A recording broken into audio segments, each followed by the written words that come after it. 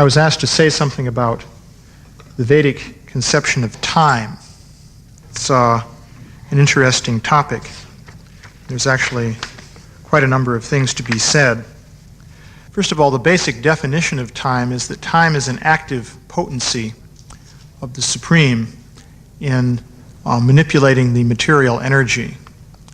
So time is an active agency in that sense. In modern science, time actually turns out to play the role of a number or a geometric coordinate. But in the Vedic scheme of things, it's something active. There are different dimensions of time. The starting point in the Vedic system is what is called atomic time. This is an interesting conception. There's in the Srimad Bhagavatam, it's mentioned here, one can estimate time by measuring the movement of the atomic combination of bodies. Time is the potency of the almighty personality of Godhead, Hari, who controls all physical movement, although he's not visible in the physical world. Atomic time is measured according to its covering a particular atomic space. That time which covers the unmanifest aggregate of all atoms is called the great time. So that's the starting point of a description of time in the Srimad Bhagavatam, that time is based on the action of atoms. So that's the starting point. There are a number of units of time of various sizes. In particular, there's one unit called the Truti, which is various sizes are indicated for that, but one figure that I have for that is it's 133,750th of a second. That's one unit of time mentioned in Vedic literature. So they subdivided time quite finely. So going beyond that, there are various units of time that apply to the period of ordinary human life during the day. One interesting unit is called the prana. Prana is about 4 seconds. And actually, prana means a breath. So that's, if you can think it, if you're breathing gently, a breath would take about 4 seconds, let's say. At least that's a rough figure. But this prana also has another meaning. It turns out that the number of pranas in one 24-hour day is the same as the number of minutes of arc in a circle. So what that comes down to then is that with each 4 seconds, or about with each breath, the stars and planets rotate through 1 minute of arc. And that's happening all the time. So it sort of gives you an idea of the inevitability of time. Actually, the rotation of the planetary systems in the Vedic system is called the Kala Chakra, which means the wheel of time. Kala is the word for time. So what is happening there is that there's the polar axis that goes through the North Star, or close to it. So if you could look at the sky at night, let's say sometimes people do this with a time exposure camera. You have a camera in which the shutter is open for several hours. You'll see that all the stars and planets and so on are rotating around one axis. So that rotation makes one complete revolution in a day. So every 4 seconds or every breath, the whole system of stars and planets rotates for 1 minute of arc.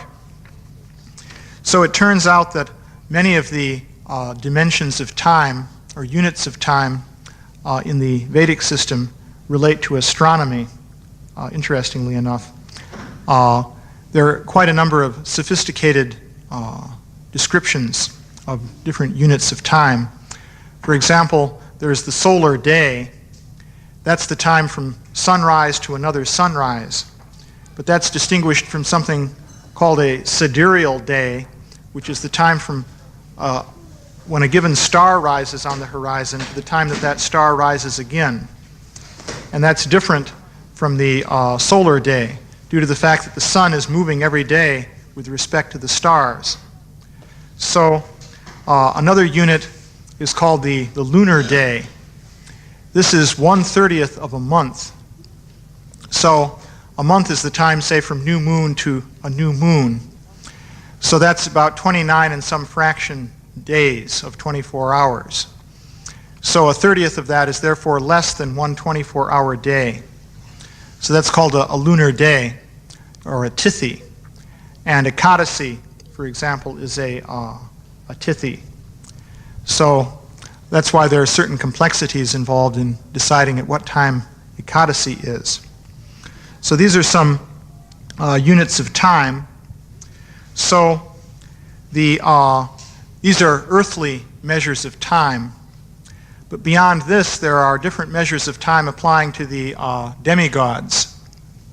So the smallest of these is a month.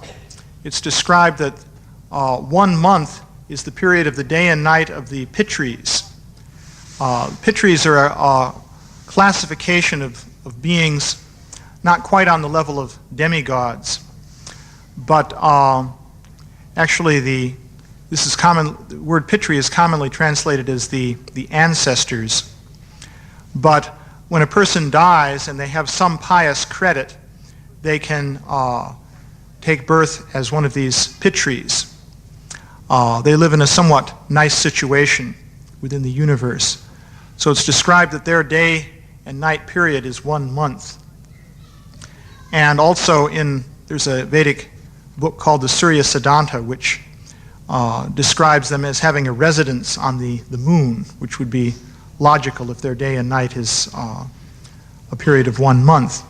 They also have a residence in what is known as the lower planetary systems of the universe. So beyond that, the day and night of the demigods is 1 year on the earth. So there's some astronomical points here. In the Srimad Bhagavatam, it's described that there are 360 days in a year, which is an interesting feature. This apparently is a very ancient system, because you'll find that the ancient Egyptians initially had 360 days in a year. Later they shifted to 365. Also the Chinese had 360 at one point. So it's a very ancient system.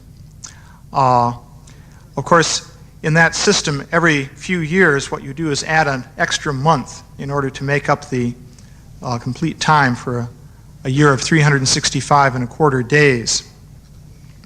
So the year of the demigods then is, or the day of the demigods is 1 year for people on the earth. It's described that 360 days of the demigods is 1 year of the demigods. So there's a time scale for the demigods, or devas. So this is broken into periods of time called yugas. So this brings you up to another time scale in the universe. So it's described that there are 4 yugas called Satya, Treta, Dwapara, and Kali. And in terms of the years of the demigods, actually these yugas go in succession of increasing shortness.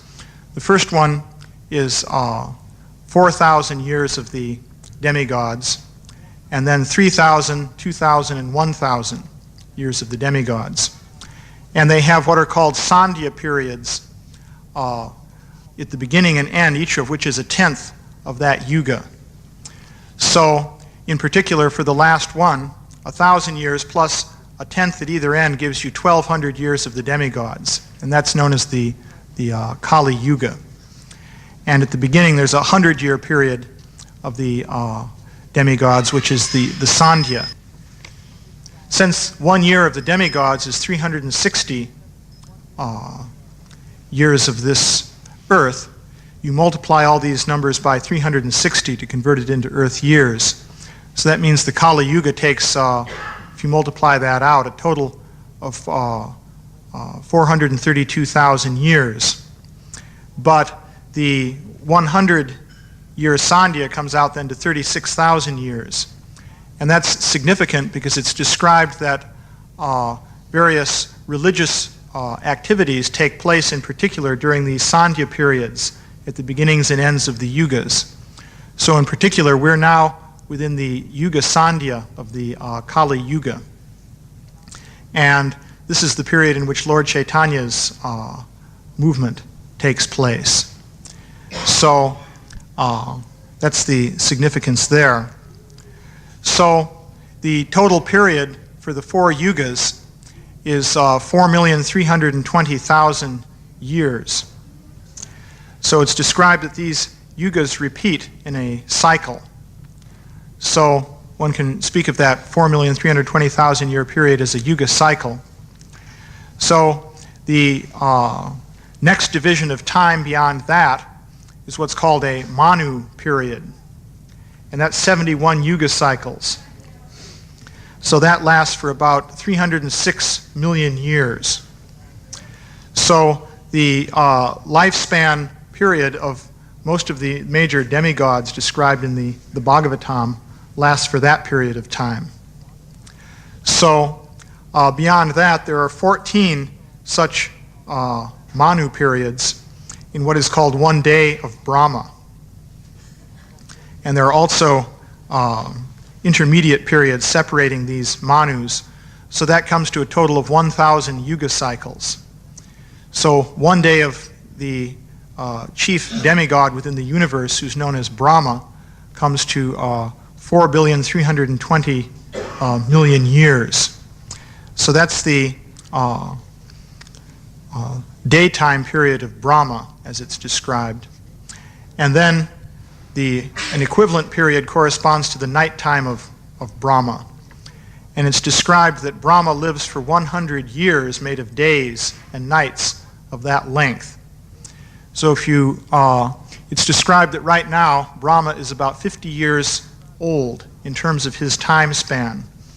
So that comes to a period of about 155 trillion years have passed in the time period of Brahma. So this is the kind of time scale that you have in the Vedic system. It's described that in one sense time is relative.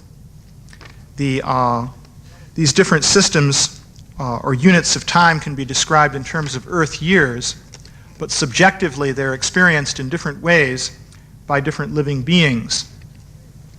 There's specific information on this, for example, with regard to Brahma. It's said that Brahma lives for 100 years of his own time, and in fact, for Brahma, the passage of time goes at a different rate than it does for us, although apparently he can speed things up so as to experience time at our level also. But in any case, there's one interesting story about a king named Kukudmi, who had a daughter named Revati. This king wanted to obtain a husband for his daughter. So he apparently wasn't an ordinary king, so he went up to the planet of Brahma, Brahma Loka, to personally ask Brahma to select a husband for his daughter. So when he and his daughter arrived there, Brahma was busy because he was listening to a concert being put on by the Gandharvas. It's a race of celestial musicians. So this took a certain period of time, and when the concert was over, Brahma asked the king what he wanted.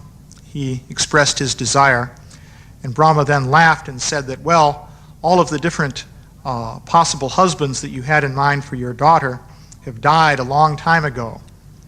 In fact, the entire civilization that you were living in has vanished into dust, and no one even remembers the names of any of the people who were living within that civilization.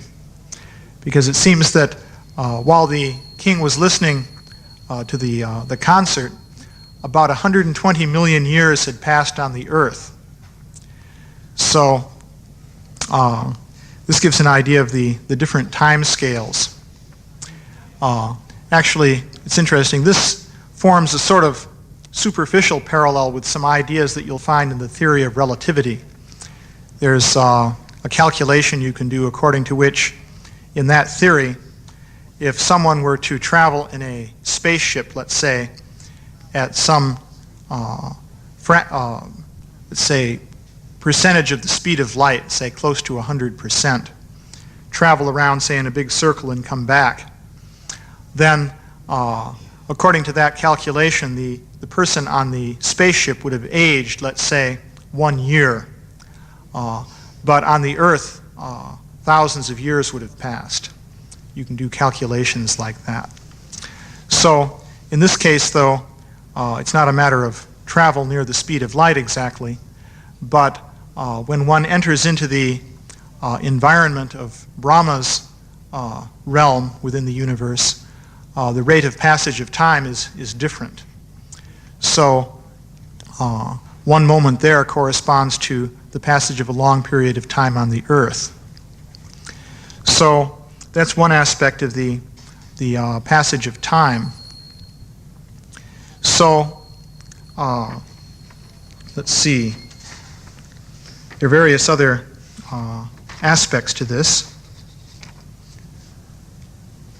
One curious aspect concerning the nature of time in the Vedic system is that events are known in advance. And this also, curiously enough, has some relationship with the theory of relativity. It seems that in that theory, time is like a geometrical coordinate, as I mentioned in the beginning. And the effect that has is that, in effect, all events that are going to occur are already there. This is the picture that emerges in the theory of relativity. Because time is sort of like space. And so events in the future are there, so to speak, in a different region of space where we are. In fact, in that theory, it's possible to shift between the dimensions of space and the dimensions of time. So they're sort of interchangeable. So according to that idea, everything that is going to happen exists in its sort of timeless domain. And everything that has already happened also exists. So it's interesting. Einstein, in fact, completely accepted this whole picture of things. And he even used it to console a widow at one point. Einstein had a friend named Besso, actually from, I guess, childhood even. And when they were both quite old, the friend died. So Einstein said to his friend's widow that, well, you don't have to lament over the passing of your husband because, in fact, there's no such thing as the passage of time. The passage of time is simply an illusion. This was the point Einstein tried to make. Well, actually, in his theory, that would have to be true because everything is there, all laid out, so to speak. According to this idea, a human being is what he would call a space-time worm. You can imagine this worm. At one end there's a baby, and at the other end, say, an old man, and in between all the different stages, and it's all just there. This is the picture. Well, this seems a little bit artificial in many ways. It turns out though that according to the Vedic system, it's also true that all the different events that are going to take place and that have taken place are there in some fashion. They're laid out in a continuum. And that being the case, it is possible for some great sages to see the future. This is a capacity known as trikala gya, or knowing the three phases of time, past, present, and future. And one example of this would be the sage named Narada Muni. On one occasion, he was visiting Lord Krishna, and he began to describe how Krishna would be doing different things in the future. He would be killing Kamsa, and he would engage in the battle of Kurukshetra, and so many different things. So he was describing all these events in advance. So in one sense then, all the different events are also laid out in the Vedic system. So one might ask, well then, how does this relate to the whole question of free will? And is it, how does that relate also to the idea we have that we are able to act and that we're doing different things? Is this feeling we have that we're acting with the passage of time just an illusion? This was Einstein's idea.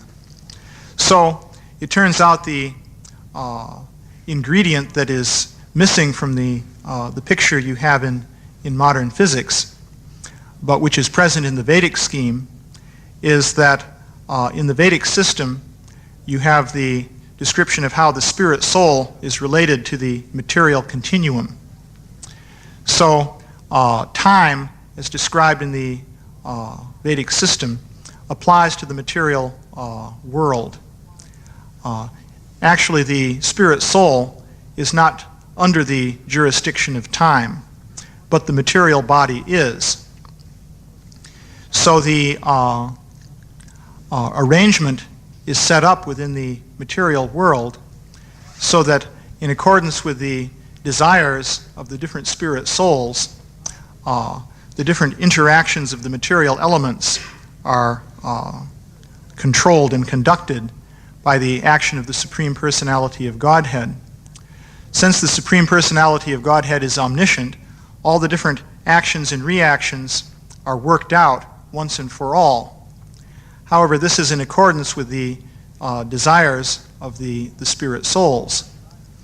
So, in one sense then, you could say there's no possibility of changing everything because Krishna knows everything that is going to happen at any point in time. And in fact, that implication is necessarily there if you think that God is omniscient. If God knows everything, then he can't be surprised concerning what the future is going to be. So, at the same time, though, because all of the different interactions of the material elements and so forth are carried out in accordance with the desires of the living entities, and also karma, which is another element, there is at the same time free will, because it cannot be said that the different actions and reactions that are taking place are not as desired by the living entities. So the reason that this picture is different from the picture you have in physics, say in the theory of relativity, is that in the physical picture, the only thing that exists is the material system. And so the different actions and reactions occur according to physical laws, and according then to the picture you have in the theory of relativity, the whole thing is worked out as one complete picture, which is just there. And all the different parts of that picture relate to one another according to the laws. And that's the total story. So there's no question of free will, because really there's nothing to be free in that picture. There's just the physical system, and that's all that exists.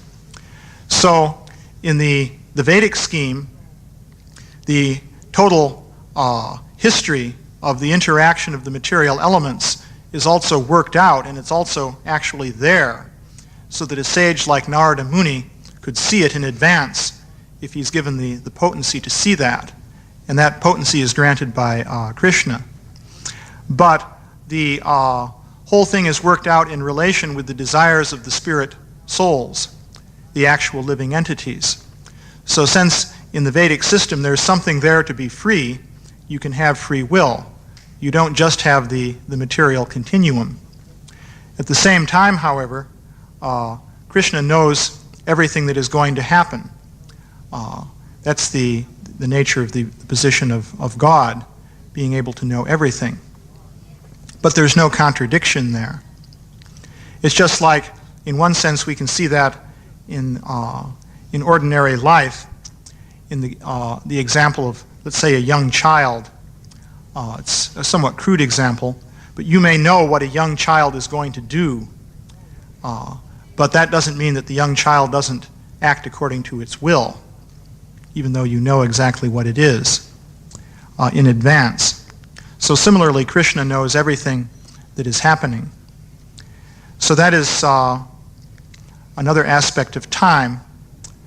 The spirit soul is under the jurisdiction of time as long as the spirit soul is caught within the material universe. The soul also can exist in a liberated state, completely free from any influence of matter. Yeah? When a so-called mystical moment happens, what's the relation of that to the spirit soul? Time tends to stand still for the individual, psychologically.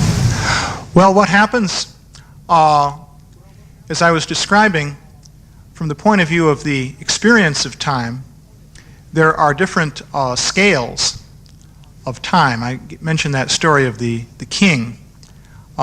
He began to experience time on a different scale because he went into a different environment within the material world. So even within the same body, it is possible to experience time subjectively on different scales. Now, if one has a purely spiritual experience, that would be totally beyond time. There's an interesting description in the Brahma Samhita. There's a description here of what the spiritual world is like. And it's kind of interesting. I'll just read this. It mentions a number of things. Time gets mentioned toward the end here. So the description is, I worship that transcendental seat known as Swetadweep, where as loving consorts, the Lakshmis, in their unalloyed spiritual essence, practice the amorous service of the Supreme Lord Krishna as their only lover, where every tree is a transcendental purpose tree, where the soil is the purpose gem, all water is nectar, every word is a song, every gait is a dance, the flute is the favorite attendant, effulgence is full of transcendental bliss, and the supreme spiritual entities are all enjoyable and tasty, where numberless milk cows always emit transcendental oceans of milk, where there is eternal existence of transcendental time, who is ever present and without past or future, and hence is not subject to the quality of passing away, even for the space of half a moment. That realm is known as Goloka only to a very few self-realized souls in this world. This is 100% bliss, and everything is everything else. Yeah, this is the spiritual world. So this is described, and you can actually know that in this world, although it says only a very few self-realized souls actually realize this. But the feature of time here, it's interesting the way it's described. In transcendental time, nothing passes away. So we were describing how going up through the system within the material universe, there are different rates of passage of time. It's not that Brahma, however, is sort of like acting in slow motion. His consciousness can do more, so to speak, within any given moment of time. So the final state of time is spiritual time, and in the situation of spiritual time, in one sense, time stops because nothing passes away. But in another sense, there are all these activities which are being described. In fact, there are pastimes in the spiritual world. Of course, the word in Sanskrit is lila, but in English, pastime would seem to mean that time is passing. But at the same time, no time is passing. So you have a sort of paradoxical situation in the spiritual world in which everything is present all at once, and at the same time, time is passing in the sense that different events occur. Nothing is ever lost. So one refers to the eternal pastimes of Krishna. They have different variegated aspects, and yet they eternally exist, and they are eternally enjoyed within the spiritual world. So from the point of view of material experience, it's hard to understand what that is like. Although if you extrapolate from even an experience of a timeless moment in this world to its ultimate limit, one could get some idea of what the spiritual experience would be like. But the only way to really know is to go to the spiritual world. Actually, one interesting aspect of time as described in the spiritual world is this is very similar to the principle of Achintya Bheda Bheda Tattva, which describes the relation between Krishna and his energies. Because Krishna is one, and yet he has many different energies which are non-different from himself. So how can that be? Well, Lord Chaitanya explained that there's actually a fundamental axiomatic principle of spiritual knowledge, which he described as Achintya Bheda Bheda Tattva, or inconceivable simultaneous oneness and difference. And the idea there is that Krishna is one, but at the same time he has variety. And on the level of the Supreme Personality of Godhead, oneness and variety are there simultaneously. So we see in time, on the spiritual level, it's a similar situation. There are events, and at the same time, nothing ever passes away. So you have oneness and variety within time on the spiritual platform. Yeah? Is it fair to say that Krishna consciousness is a scientific method in order to arrive at this state, the possibility and arrive? Yeah, that's what it is. Yes, is this just theory, or is it possible to actually experience this? But it is possible. And the situation is that the spirit soul in the materially conditioned state is forced to experience the passage of material time. So, of course, the nature of this material time is that we're sort of moved through the sequence of material events in which some things are in the future and we haven't experienced them yet. Some things are happening right now and some things are going into the past. It's like that with every breath. The universe revolves by 1 minute of arc, and it's inexorable and inevitable. So, but this state of affairs for the spirit soul is not the only situation. One can enter into this spiritual realm of existence, and that's what the whole purpose of Krishna consciousness really is, to be able to reach that level of spiritual existence. So we really are not free to make a choice as far as our incarnations in the future, or our liberation. Well, you do make the choice.